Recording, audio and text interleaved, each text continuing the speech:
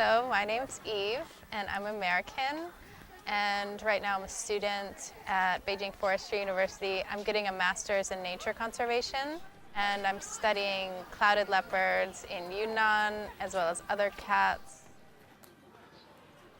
It's so funny because, when I was even in high school, I used to volunteer to work for an environmental law company.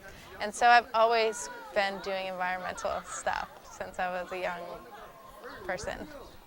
So it's not anything new that I've really taken on. And then, coming to China was a pretty big step for me because I had to relocate from the US. I had to give up very, well-paid work to, sacrifice a lot to get education and to, just basically be here on such a low income level. So that's been really hard for me, but it's something I had to do this project, which is really fun. I get to travel down to Yunnan, which I love being down there. What I do when I'm out there is I set up camera traps. So I have these cameras that I set up in the forest in the middle of nowhere. And we set up these cameras to take photos for 3 months, and then we have to go back and pick up the cameras and then check the photos. And that's our data set.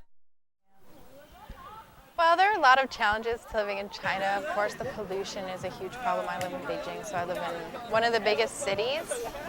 And the water's polluted, the air's polluted, and the food's polluted. It's just all kinds of different horror stories that you hear about. So that's been the biggest challenge. And there's little things like the VPN is a big challenge. Just being in another culture and experiencing their way of life, going to their weddings, going to their events and festivals, their temples and stuff. It's been really, really fun. And I've learned a lot about China, and I've had a lot of fun too.